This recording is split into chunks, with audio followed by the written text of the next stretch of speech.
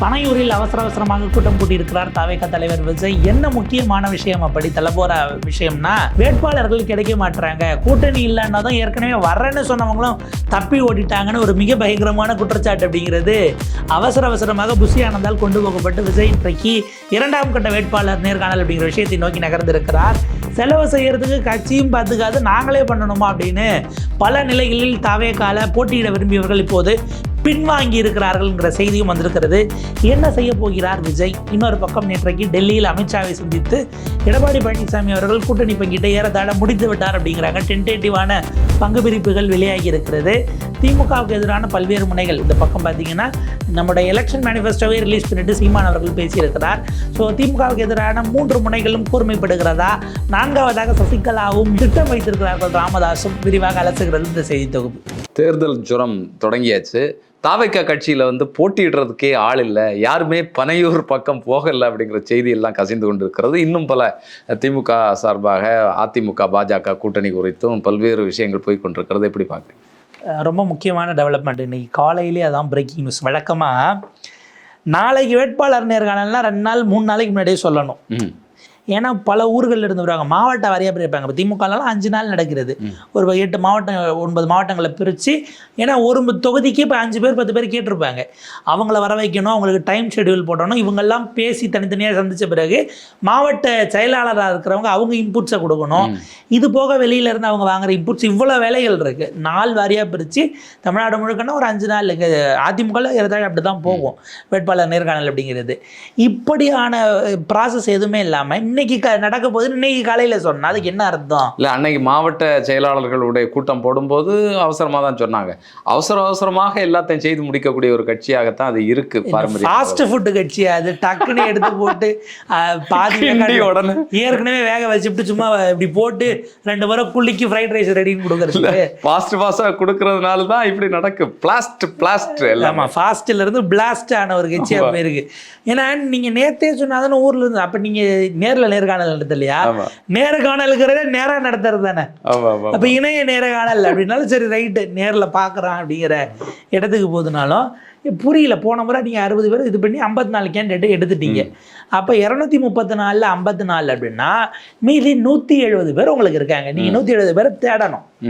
இது அடுத்த 3 கட்டமாக 60 பேரை பிரித்து நாங்கள் தேட போகிறோம் அப்படின்னா, இல்லை ஏற்கனவே அவங்க தேடி வச்சிருக்காங்களா? இது சும்மா வெளியில் காட்டுறதுக்கு வேண்டி இப்படி ஒரு விஷயத்த நடத்துகிறாங்களா?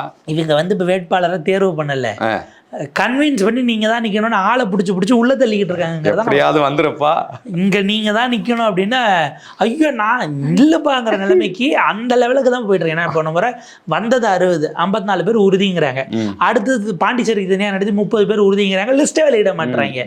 அந்த 30 வெளியிட்ட வேண்டியது என்னன்னா இன்னும் இழுத்துட்டு இருக்காங்க. அங்கே எலெக்ஷனே அடுத்த மாதம் 9ஆம் தேதி. நாமினேஷன் இப்போ தொடங்க போகுதுங்கிறது இருக்குது. இந்த வார கடைசியில் நாமினேஷன் தொடங்கிருச்சு. ஆக்சுவலாக அமாவாசை அன்னைக்கெல்லாம் பெருங்கூட்டமாக போய் எல்லாரும் நாமினேஷன் போட்டுக்கிட்டு இருக்கிறாங்க. நீ இன்னும் வேட்பாளர் அங்கேயே அமாவாசை பாருங்க எவ்வளவு பொருத்தமா சேருதுன்னு பாருங்க. எல்லாம் இதுதான் எல்லா கட்சியிலையும். நீங்க அமாவாசைன்னும் போது கூட்டணி முடிவு ஆள்னால என்ன பண்ணிட்டாங்க, 2 கட்சியுமே நம்ம போய் நீங்க போட்டு வச்சிருவோம், நமக்கு இல்லைன்னா அப்புறமா வாபஸ் வாங்கிக்கலாம்னு எல்லா தரப்புலையும் போகக்கூடிய அளவுக்கு அதிமுக பாஜக திமுக காங்கிரஸ் அதில் குறையெல்லாம் கிடையாதுன்னு வைங்களேன்.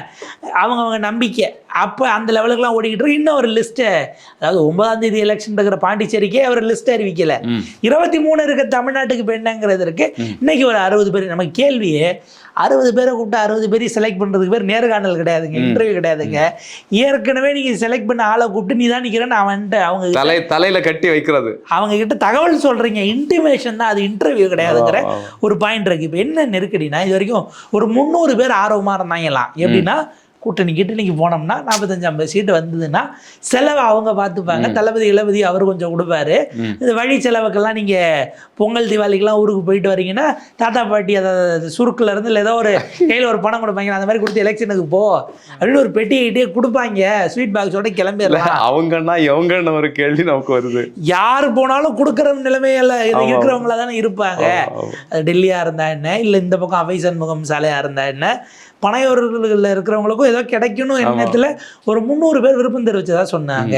இப்போ இல்லைன்னு இவர் அறிவித்த பிறகு எல்லாம் பார்த்தீங்கன்னா பேக் அடிச்சு செலவு பண்ணணுமா, செலவுக்கு காசு நம்ம பண்ணணுமா, நம்ம பணத்தை போட்டா இது வேலைக்கே ஆகாது சாமின்னு தப்பிக்கிறாங்க. ஏன் தப்பிக்க பார்க்குற அப்படின்னுட்டு இப்போ அவங்கள வளைச்சு தூக்கிட்டு எங்கே போகிற வந்துரு அங்கே எங்கே போகிறான்னுட்டு இப்போ அவங்கள அணைக்கட்டி தூக்கிட்டு வர வேலையை தான் புஷி ஆனந்தும் மாதவர்ஜனாவும் மற்றவர்களுக்கும் போய் சேர்ந்துருக்குங்கிற செய்தி. ஏன்னா அவங்க என்ன சொல்கிறாங்க, ஆரம்பத்தில் குறைஞ்சது 2 கோடியாச்சும் செலவு பண்ணணும், எலெக்ஷன் முன்னாடி 1 கோடி ரூபா வச்சிருக்கிறது எனக்கு காட்டணும், அதுபோக கட்சிக்கு நீங்கள் நிதி தரணும், இவ்வளவு இருக்குது.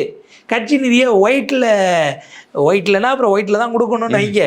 கட்சி நிதியை நீங்கள் டிடியாகவே 1 கோடி எடுக்கணும்னா அதுக்கு நாங்கள் பேங்க் அக்கௌண்ட்டில் 1 கோடிலாம் வச்சுருந்தோம்னா நாங்கள் இங்கேயே இருந்திருப்போம், அவன் எதுக்கு இங்கே வர போகிறான் அப்படிங்கிற மாதிரி, நான் எதுக்கு நடுச்சாமத்தில் இங்கே வந்து குத்த வச்சேங்கிற மாதிரி அந்த இதுக்கு ஓடிக்கிட்டு இருக்கு. இப்போ அவங்க ஜெர்க் அடிக்கிறாங்க, பேக் அடிக்கிறாங்க, வேண்டான்னாலும் இப்போ அவங்கள சேர்த்து பிடிச்சி நீ தான் நிற்கிற நீப்பாட்டுறதுக்கான வேலைகள் தான் இப்போது தீவிரப்பட்டு கொண்டு இருக்கிறது. 2ஆம் கட்ட தலைவர் ஓடிட்டு இருப்பாங்க இப்போ வேட்பாளர்களை தூக்குறதுக்காக. இப்போ இதில் ஒரு கேள்வி வருது, இப்போ நீங்கள் தனியாக தான் போகிறோம்னு அறிவிக்கிறீங்கன்னா எதுக்கு அவசரமாக மெசேஜ் அனுப்பி மாவட்ட செயலாளர் அப்புறம் ஆன்லைனில் வர வச்சு 132 120 வந்து 98 பேர் நாங்கள் கூட்டணிக்கு தயார் தளபதி போகணும்னு சொன்னாங்கன்னா, இப்போ அந்த மாவட்ட செயலாளர்கிட்ட கேட்டுட்டு நீங்கள் ஒரு முடிவு எடுத்தீங்கன்னா அவன் வேலை பார்ப்பானா?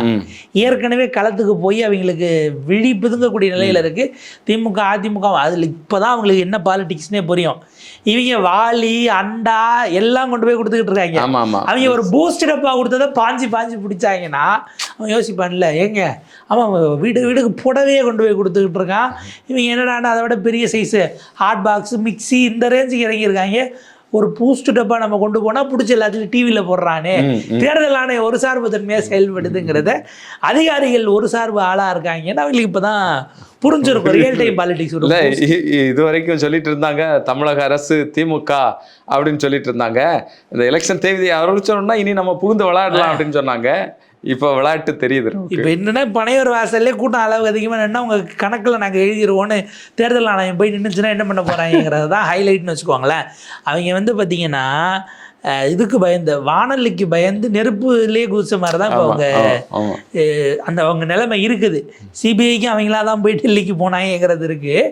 இப்போ இந்த சூழலில் தான் விஜய்க்கு மிகப்பெரிய நெருக்கடி. இப்போ போன முறை இந்த 54 பேர் ஓகே சொன்னாங்களே, அவங்களே கட்டாயம் நம்ம செலவு பண்ணி தான் நிற்கணுமோ, கூட்டணி வருங்கிற நம்பிக்கையில் போய் கொடுக்கும்போது ஓகேன்னு நம்ம வாங்கிட்டோமோ அப்படிங்கிற எண்ணமும் இருக்கிறவங்க இருக்கிறாங்க. பதட்டம் இருக்கும் ஏதாவது காரணம் சொல்லி. ஏன்னா இப்போ கடந்த காலத்துலலாம் போன எலெக்ஷனுக்கு பிரச்சாரத்துக்கு வரதுக்கே லீவ் லெட்டர் கொடுத்து ஒரு அருமையான விஷயத்தை தொடங்கி வைத்தது மரியாதைக்குரிய குஷ்பு அவர்கள் தான்.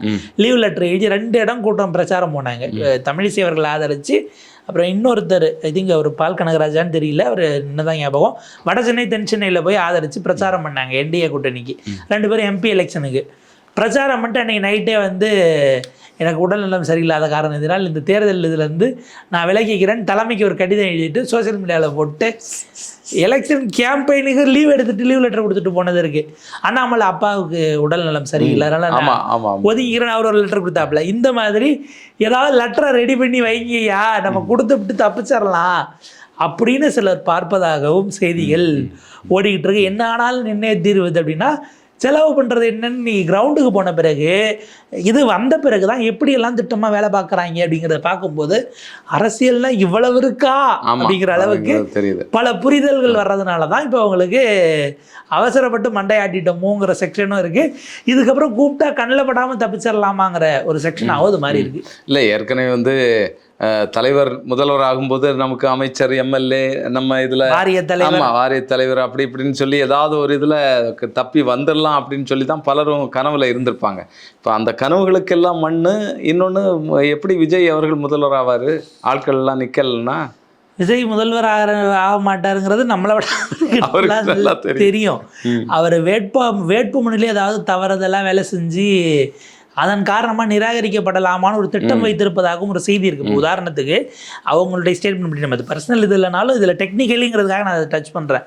21க்கு பிறகு பிரிந்திருப்பதாக அவங்க இணையரை சொல்கிறாங்க. அதிகாரப்பூர்வமாக நீங்கள் இன்னும் செப்பரேஷன் ஆகலை. இப்போ உங்களுடைய டிபெண்ட் இன்னைய ஸ்டேட்டுக்கு சட்டப்படி அவர் உங்களுடைய இணையர்.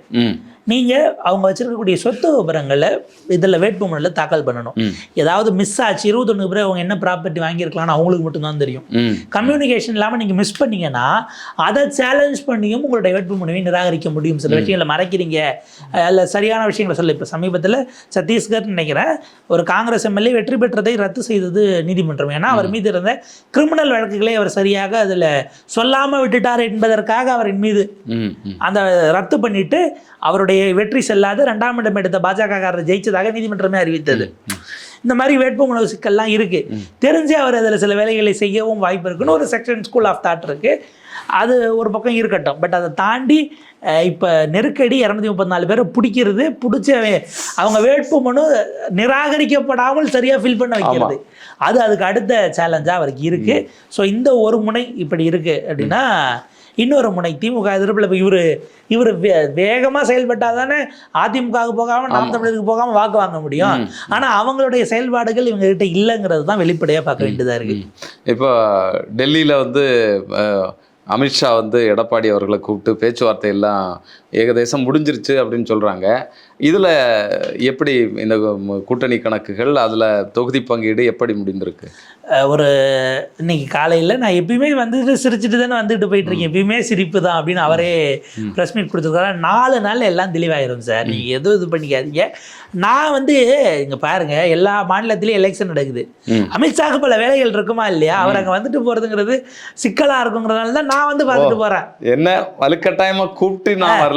அவருக்கு அசாமை பார்க்கணும், மேற்கு, அதாவது அது அவர் சொல்லலை பேரெல்லாம், அசாமை பார்க்கணும், மேற்கு வங்கம் பார்க்கணும், இது போக எல்லையில் இராணுவ வீரர்கள் அங்கே ஏதாவது சிக்கல் வரும், சீனா பிரச்சனை, அவர்தான் உள்துறை அமைச்சர் இருக்கும்போது அந்த இடத்துல அவருக்கு நம்ம நெருக்கடி கொடுக்கலாமா? அது தவறானது இல்லையா? அதனால நான் வந்திருக்கேன். அப்போ இன்னைக்கு டிடிவி அன்புமணி வராங்களேன்னா அவரை சந்திச்சுதான் அரசியல் குறித்து விவாதிக்க வருவாங்க, ஆலோசனை பெற வருவாங்க அப்படிங்கிற மாதிரி அவர் அதை பேசி சமாளிச்சிருக்காப்புல.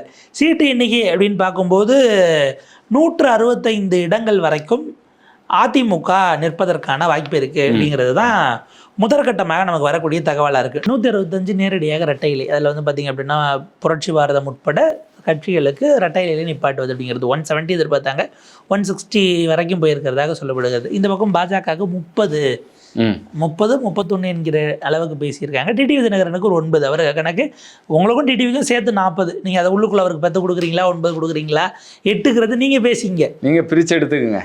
அவர் டபுள் டிஜிட்னா நீங்கள் 10 கூட அந்த 40ல் நீங்கள் அவருக்கு 11, 15 கூட கொடுத்துக்க நான் கேட்க மாட்டேன் என்கிற இடத்திற்கு தள்ளி இருக்கு. எப்படி நாசமாய் போங்கன்னு சொல்கிற மாதிரி இருக்குது. ஜி.கே. வாசனுக்கு ஒரு 4 அப்படிங்கிற மாதிரி பேசப்பட்டிருக்கு. மற்றவர்களுக்கெல்லாம் நீங்கள் 2 சீட்டுகள் 1 சீட்டுகள் இதெல்லாமும் பிரித்து அவங்க பேசியிருக்கிறாங்க. இதில் இப்போ ஐஜேகேலாம் சின்னம் வாங்கியிருக்கிறாங்க, பெருந்தலைவர் மக்கள் கட்சி இருக்கிறாங்க, இப்படியான கட்சிகளுக்கு அமைப்புகளுக்கு. ஆனால் அவர் திரும்ப இன்சிஸ்ட் பண்ணது குறைஞ்சபட்சம் எப்படியாச்சும் நீங்கள் ரெட்டை இலையில் இந்த சின்ன கட்சியில் நிற்க வைக்கலாம்ல அப்படிங்கிற விஷயம் போகும்போது, அவங்க போன எலெக்ஷன்லேயே நாடாளுமன்ற தேர்தலில் எங்களோட பயணித்தாங்க, தாமரையில் தான் நின்னாங்க. நீங்கள் அதை இது பண்ணிக்காதீங்க, நீங்களாக கூப்பிட்டுட்டு வந்தது. இப்போ போன முறை ஏறத்தாழ ஒரு 20-18 வரைக்குமான கட்சிகள் இதில் நின்னாங்க, ரெட்டை இலை சின்னத்தில். அதில் நின்னதில் ஒரே ஒருத்தர் மட்டும் தான் ரெட்டை இலையில் ஜெயிச்சார். அதே நீங்கள் உதயசூரியன் போனீங்கன்னா 15 பேரில் 8 பேர் உதயசூரியனில் ஜெயிச்சு வந்தாங்க. அப்போ அந்த கூட்டணி கட்சிகள் நின்னால வேலை பார்த்து ஜெயிக்க வைக்கிறதுங்கிறது உங்களுக்கு கம்பேரிட்டிவ்லி கம்மியாக தான் இருக்குங்கிற மாதிரியான விஷயத்தை பேசப்பட்டது. ஏன்னா போய் ஜெகன்மூர்த்தி அவர்கள் மட்டும்தான், கேவி குப்பம் அதனுடைய எம்எல்ஏ, அவர் மட்டும்தான் புரட்சி பாரதம் ரெட்டையில் நின்று ஜெயிச்சு வந்த கூட்டணி கட்சி எம்எல்ஏ.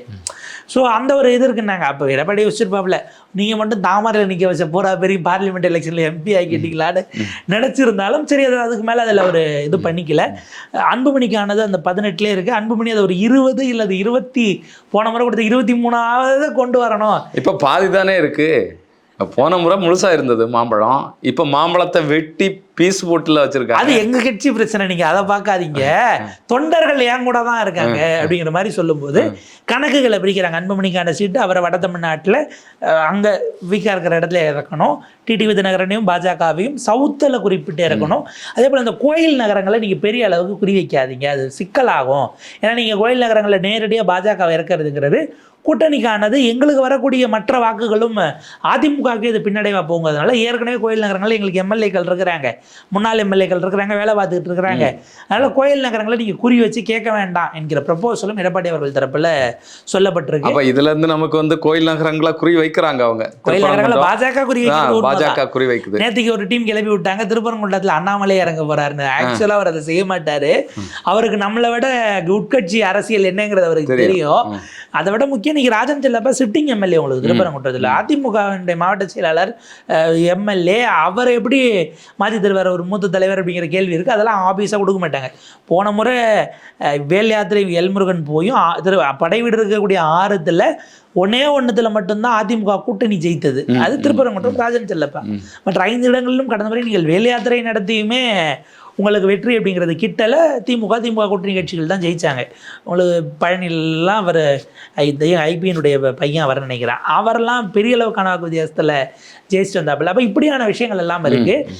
அதனால் கொஞ்சம் கான்சியஸாக இருங்கன்னும் போது நான் இங்கே இவ்வளோ சீட்டுகள் தான் சொல்லிட்டோம், நீங்களே கூப்பிட்டு டிடிவி இவங்க நயனாட்டெல்லாம் பேசிடுங்கன்றதுனால தான் இன்றைக்கி டிடிவி தினகரன், அன்புமணி ராமதாஸ், நயனா நாகேந்திரன்லாம் இன்றைக்கான மீட்டிங்கு போயிருக்கிறாங்க. ஆக்சுவல் ஷெட்யூல் நாளைக்கு பியூஷ் கோயல் காலையில் வருகிறார். அதே ஃப்ளைட்டில் இவங்க 3 பேரும் கூட வந்துருவாங்க. அன்றைக்கி அமித்ஷா அவர்களை வந்துட்டு நாளைக்கே கூட்டணி தொகுதி பங்கீடு அப்படிங்கிறதுல ஒப்பந்தம் கையெழுத்து என்பதை நோக்கி அது நகருங்கிறது தான் அதிமுகவினுடைய தற்போது நிலையாக இருக்குது. ஸோ ஏறத்தாழ நாளை மறுநாள் இந்த 2 நாட்களுக்குள்ள இதில் என்ன சிக்கல் அப்படின்னா, நாளைக்கு அகைன் வேற ஒரு நெருடல் வரும். திமுகவுமே அந்த காரணத்தினால தான் ஒரு நாள் தள்ளி வச்சிருக்கிறாங்க. நாளைக்கு ரம்ஜான். ஆமாம். ஸோ வேட்பாளர் நேர்காணலுங்கிறது நாளைக்கு இருந்தால் திங்கட்கிழமை தள்ளி இருக்கிறாங்க. நாளைக்கு இவங்க ரம்ஜானில் கையெழுத்து போடுறது ஒன்றும் பிரச்சனை இல்லை, வேட்பாளர் நேர்காணல் மற்ற விஷயங்கள்லாம் தள்ளி வைக்கணும் அப்படிங்கிற ஒரு நெருக்கடி இருக்குது. காலையில் எப்படியும் வழக்கம் போல் எல்லாரும் வாழ்த்தெல்லாம் சொல்லிட்டு கூட்டணி வேலைகள் போகும். மிக பெரும்பாலும் நாளைக்கே அதிமுக கையெழுத்திடுவதற்கான வாய்ப்பு இருக்குது. இப்போ என்னென்னா, கையெழுத்து போட்ட பிறகு தான் ஆக்சுவல் கண்டமே. தொகுதிகளை கண்டறிந்து கேட்பதுங்கிறதுல தான் அடுத்த கட்ட போராட்டம். அதுக்கு மறுபடியும் ஒரு முறை டெல்லி போக வேண்டி இருக்குமா அப்படிங்கிறதெல்லாம் நம்ம கவனித்து உன்னிப்பாக பார்க்க வேண்டிய சூழல் இருக்கும்.